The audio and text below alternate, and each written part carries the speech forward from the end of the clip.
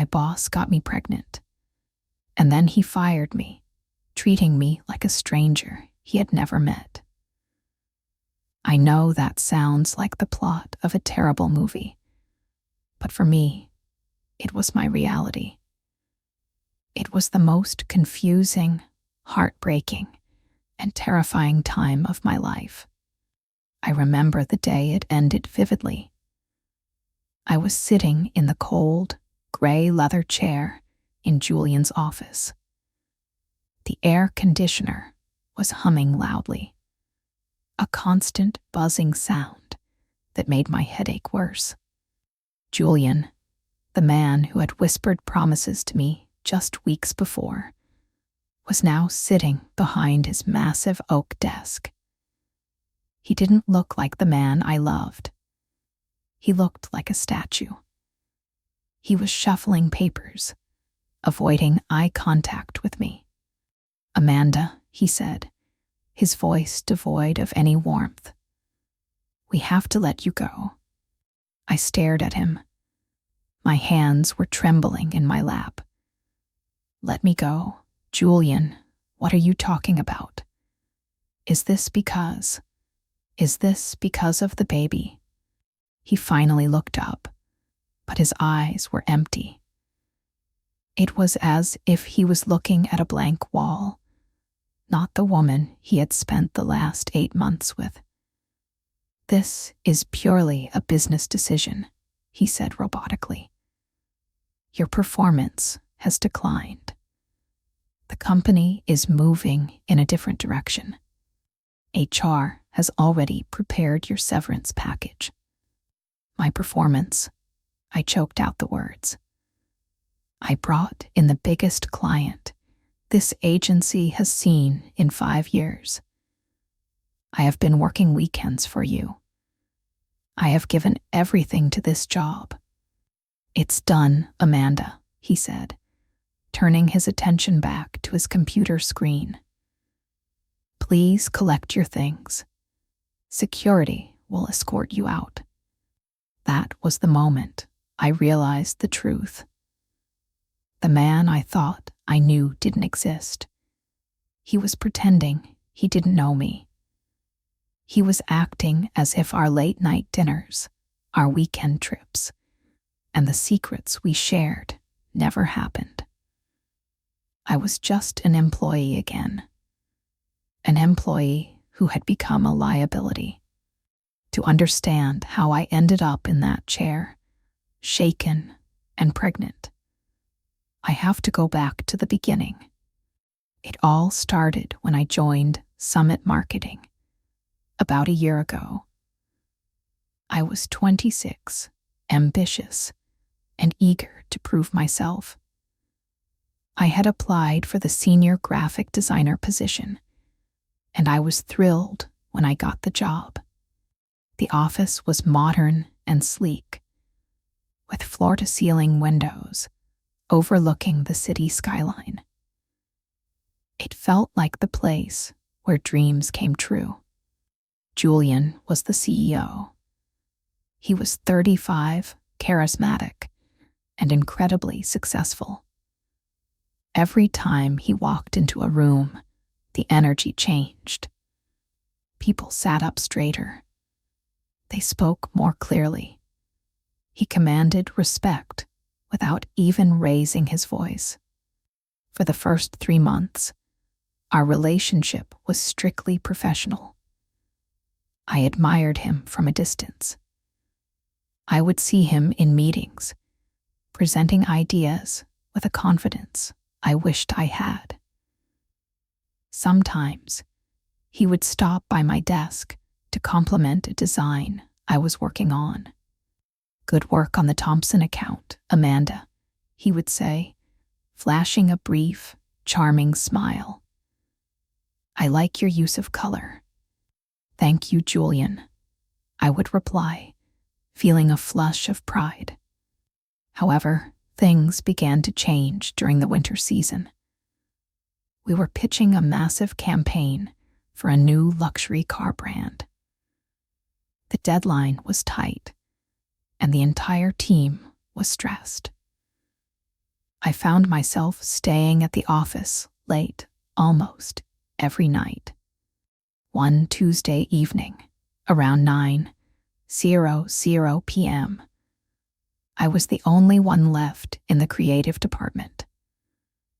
I was struggling with a layout, feeling exhausted and frustrated. I heard footsteps approaching, and I looked up to see Julian holding 2 cups of coffee. "You look like you need this," he said softly, placing a steaming cup on my desk. "You have no idea," I laughed nervously. "Thank you." He pulled up a chair and sat next to me. "You're working too hard, Amanda. You know you don't have to carry the whole team on your back, right?" "I want it to be perfect," I admitted. "This campaign is important." "It is," he agreed, looking at me intensely. "But you are important too." That night, we didn't just talk about work. We talked about our lives. He told me about his divorce 2 years prior, and how lonely he felt in his big, empty apartment. I told him about my passion for art and my dream of traveling to Italy. We talked for hours, until the cleaning crew came in to vacuum the floors. From that night on, the dynamic shifted. We started ordering dinner together when we worked late. Then, we started meeting for drinks after work, making sure to leave the office separately so no one would suspect anything. "I can't let the staff know," he told me one night at a quiet jazz bar. He reached across the table and took my hand. "It would complicate things. They might think I'm favoring you. We have to keep this a secret, Amanda. Just between us." "I understand," I said, squeezing his hand back. I felt special. I felt like I was the only person in the world who really knew him. For months, we were happy. Or at least, I thought we were. He was affectionate and attentive when we were alone. He would send me sweet text messages during the day, and we would spend weekends at his lake house, far away from the prying eyes of our colleagues. I was falling in love with him, and I believed he felt the same way. Then the sickness started. It was a Tuesday morning, about 8 months into our relationship. I was in the middle of a team briefing when a wave of nausea hit me so hard I had to run to the bathroom. I splashed cold water on my face, staring at my reflection in the mirror. I looked pale. I calculated the dates in my head. My period was late, very late. My heart started pounding against my ribs. No, I thought. It can't be. I left work early that day, telling the receptionist I had a migraine. I stopped at a pharmacy on the way home and bought 3 pregnancy tests. I needed to be sure. I went home to my small apartment, my hands shaking as I opened the boxes. I took the tests, one by one. Then, I sat on the edge of my bathtub and waited. The minutes felt like hours. The silence in the bathroom was deafening. When I finally looked, the answer was undeniable. 2 pink lines. On all 3 tests. I was pregnant. A mix of emotions flooded through me. Panic, excitement, fear, and confusion. I was going to have a baby. But more importantly, I was going to have Julian's baby. I didn't know how he would react. We had never talked about children. He was focused on his career, on building his empire. But we were in love, right? We were a couple. This would just be the next step. I decided to tell him the next evening. I invited him over to my place for dinner. I cooked his favorite meal, lasagna, and bought a nice bottle of non-alcoholic wine for myself. When he arrived, he seemed distracted. He was constantly checking his phone, tapping out emails.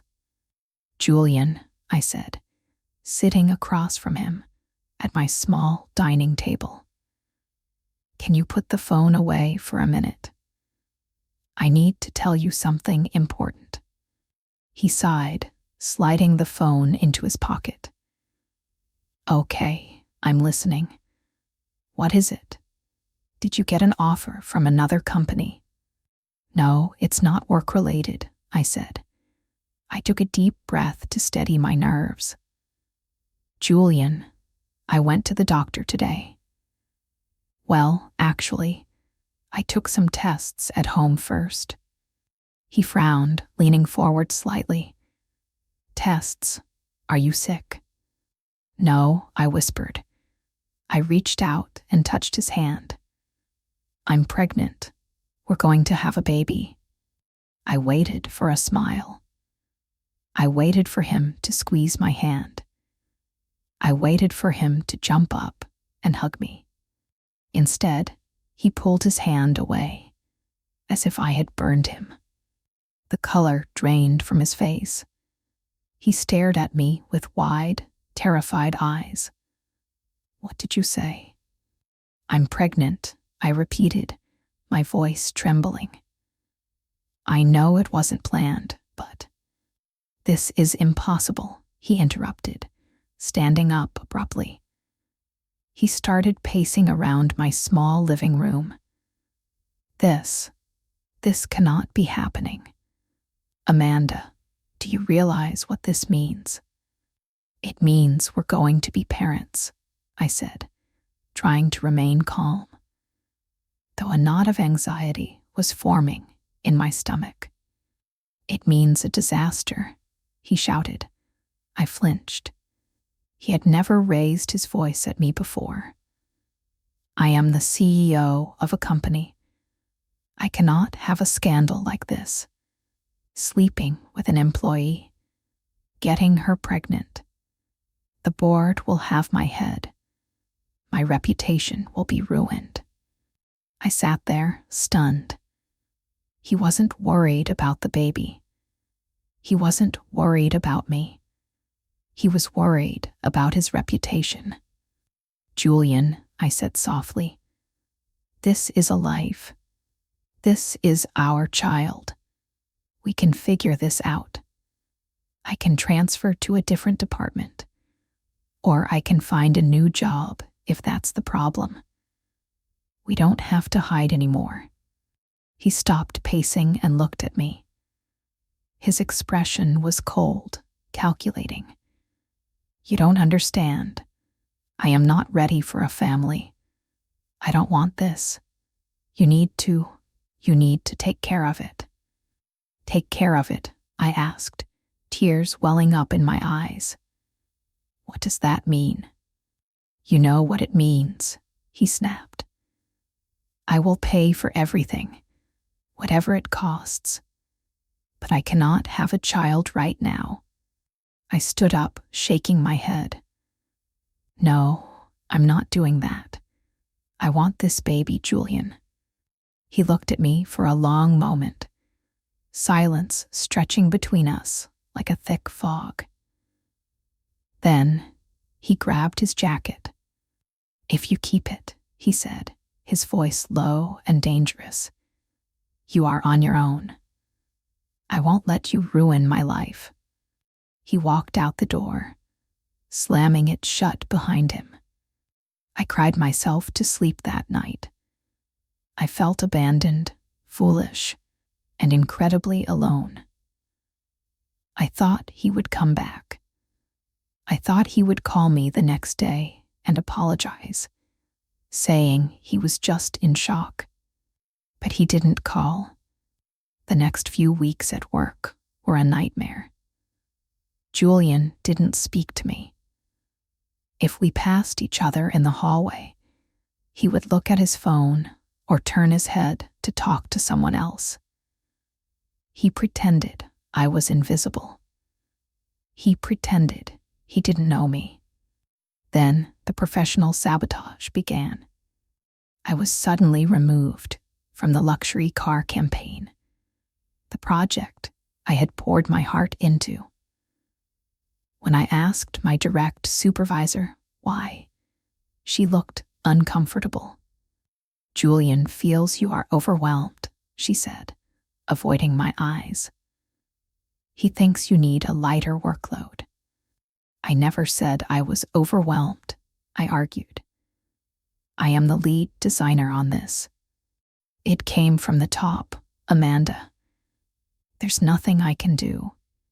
Slowly, my responsibilities were stripped away. I was given menial tasks, like formatting basic documents or organizing files.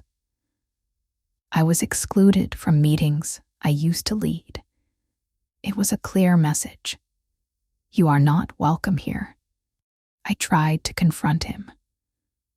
I went to his office multiple times, but his assistant, a young woman named Clara, would always stop me. "He's in a conference call," she would say. Or, "He's out for lunch." I knew he was in there. I could see his shadow through the frosted glass door. He was hiding from me. Finally, about a month after I told him the news, I received a calendar invite. Subject: performance review. It was with Julian and the head of human resources.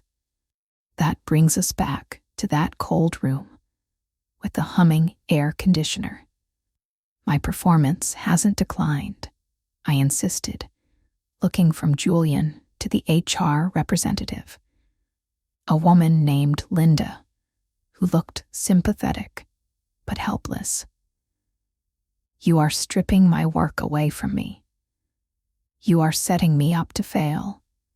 We have documented instances of missed deadlines and lack of focus," Julian lied smoothly.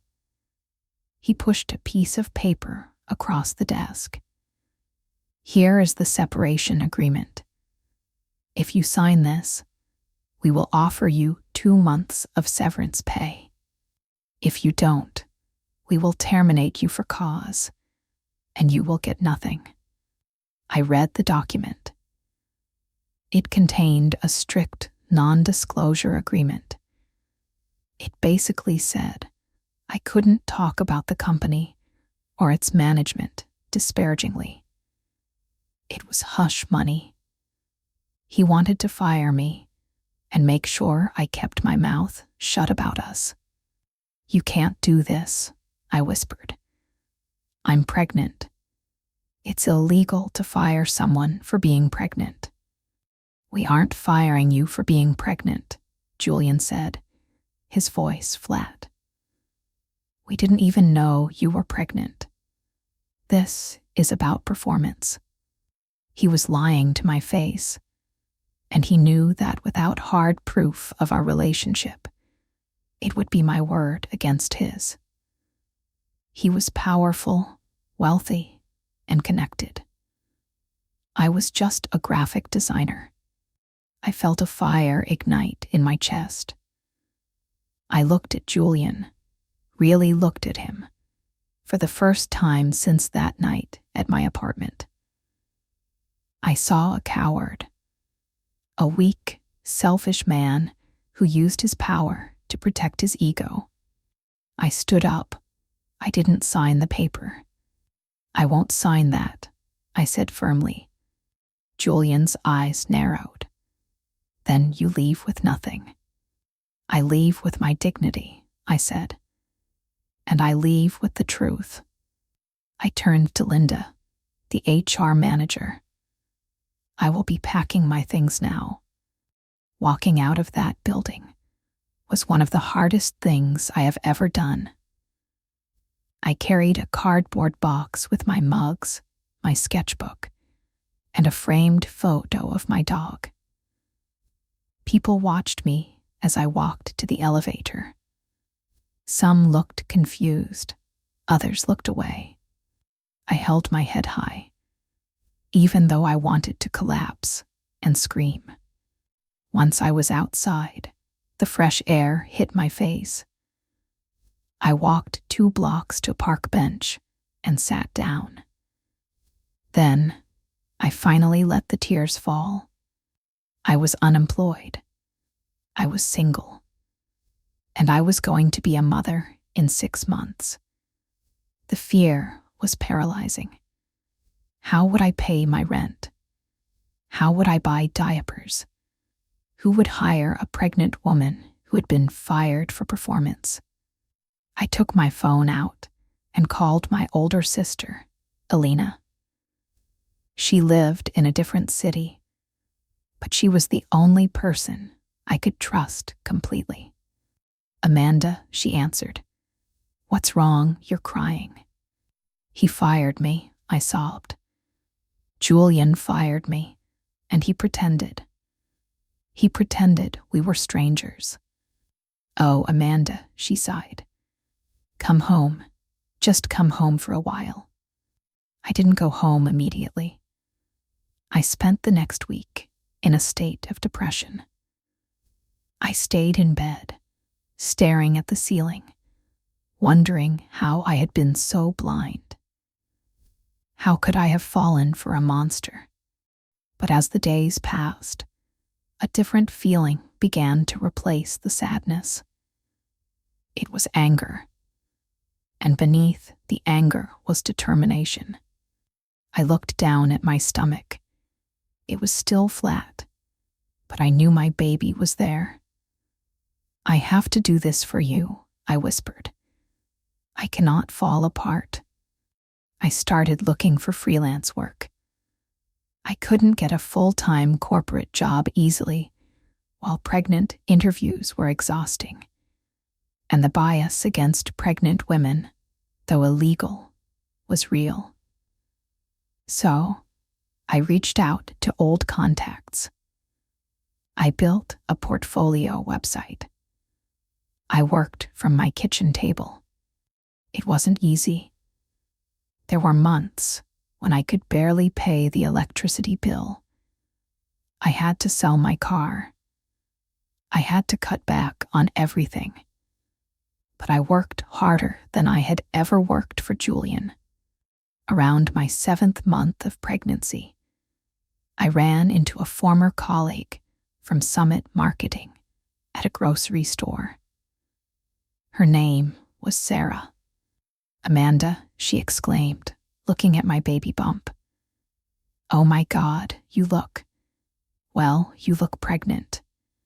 "I am," I smiled. It was a genuine smile. "We all miss you at the office," she said, lowering her voice. "It's been terrible since you left. The culture has gotten so toxic. And, well, there are rumors." "Rumors?" I asked. "About Julian. People say he's been acting paranoid. The board is investigating some financial irregularities. He looks stressed." I felt a strange sense of calm. "I hope they figure it out," I said neutrally. "I'm just focusing on my future." "You look happy," Sarah said, sounding surprised. "I am," I realized. "I really am." I realized then that losing that job was the best thing that could have happened to me. If I had stayed, I would have been trapped in a secret relationship with a man who didn't respect me. I would have been hiding my child. I would have been living a lie. 2 months later, my daughter Lily was born. When the nurse placed her in my arms, I felt a love so powerful it knocked the wind out of me. She had my eyes and my nose. She was perfect. I looked at her tiny face and made a promise. I will never let anyone make you feel small, I told her. And I will never let anyone treat us like we don't matter. Being a single mother was incredibly difficult. There were sleepless nights, endless crying, and constant worry about money. But every time I looked at Lily, I found the strength to keep going. My freelance business started to grow. Word of mouth spread that I was reliable and talented. I didn't need a fancy office or a CEO title. I had my talent, and I had my drive. About a year after Lily was born, I received a phone call from a lawyer. "Is this Amanda Reynolds?" "Yes," I said, balancing Lily on my hip while stirring oatmeal. "I am representing a group of former employees of Summit Marketing in a class action lawsuit regarding wrongful termination and workplace harassment. We have heard about your situation with Julian Black. Would you be willing to give a statement?" I froze. A part of me wanted to say no. I wanted to forget Julian existed. I wanted to keep my peace. But then I thought about the girl I was when I sat in that chair, scared, silenced, and treated like a stranger. I thought about other women who might be in that same chair right now. "Yes," I said clearly. "I will tell you everything." The investigation revealed that I wasn't the only one. Julian had a history of inappropriate relationships and retaliation. The board fired him. His reputation, the thing he valued more than his own child, was destroyed. I never asked him for child support. I didn't want his money. I didn't want him to have any claim over Lily. I wanted us to be free. Recently, I was walking down the street with Lily, who is now a toddler. She was laughing, pointing at a red balloon. We walked past a newsstand, and I saw a business magazine. Julian's face was on the cover, but the headline wasn't flattering. It was about the fall of a CEO. I stopped for a second. I looked at his face. He looked older, tired, and unhappy. "Mama, come on." Lily tugged on my hand. I looked down at my beautiful daughter. "I'm coming, sweetie." I walked away from the newsstand without buying the magazine. I didn't need to know the details. Julian pretended he didn't know me that day in his office. He tried to erase me, but in doing so, he forced me to find myself. He forced me to build a life that was honest and real. Sometimes, the worst things that happen to us are actually the beginning of the best chapters of our lives. I lost a boss, but I gained a daughter and my self-respect. And that is a trade I would make 1,000,000 times over. Looking back, I don't feel anger anymore. I just feel relief. I am no longer the girl seeking approval in a cold office. I am the woman who walked away, survived, and thrived. And to me, that is the greatest success of all.